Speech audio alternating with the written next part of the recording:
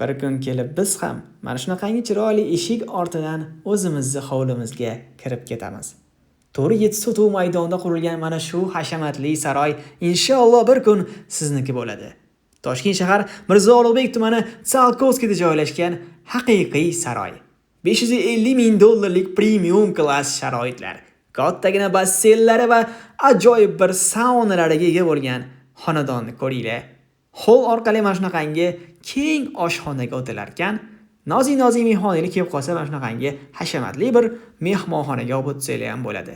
Mehmonxonadan bo'lsa, orqa tomonda joylashgan yozgi oshxonalari, dam olish spa zonalariga o'tishingiz mumkin. Mana ham hovli qursam bitta basseyni, saunasi bo'ladi degan do'stlarimiz bitta like bosib qo'yinglar. O'rtoqlar, nima deb o'ylaysizlar? Mana shu xonadonni sotib olgan inson o'zi ovqat tayyorlab, o'zi uylarini tozalaydimi yoki ishchi olib, ishchi ishlatadimi? Nima deb o'ylaysizlar? Ota-onalar yotoqxonasi o'zining ichida sanuzellariga ega, juda ham hashamatli qilib qurilgan ekan. Qaranglar, bu yotoqxonada umumiy sanuzellari bor, kamchiliklari to'g'rilab beriladi. Ustalarning qo'li dard ko'rmasin, o'rtoqlar.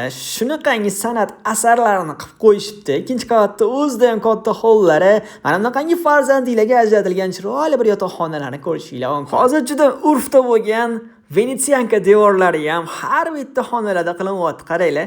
Umumiy sanuzellari, bu tomonda atachentoli xonalar, ichkarida o'zining sanuzellariga ham ega.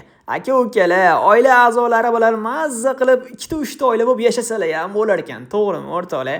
Qaranglar, har bitta farzandiylarga alohida sharoitlar. Bular ham yetmagandek kattagina podvollariga, mana shunaqangi balkon qismlariga ham ega ekan. Qarang do'stim, haqiqatda did bilan ta'mirlab qo'yishdi. Erinmagan odamlar qurgan ekanda, kattagina podvollariga mana shunaqangi alohida xonalar, bu yoqqa ham dizaynlarni, atachentolarni ayamasdan qilib qo'yishdi. Qarang, agar shu xonadon sizniki bo'lib qolganda, podvaliga nima qilgan bo'lardingiz? Izohlarda yozib qoldiring. Shu hovlini kimga ravo ko'rasiz? O'sha do'stingizga shu videoni hoziroq yuborib qo'ying. Yaxshi niyatda videoni shu joygacha ko'rganlarga chiroyli hovlilar, shunaqangi o'zini shaxsiy uylari nasib etsin inshaalloh. Sog' bo'linglar.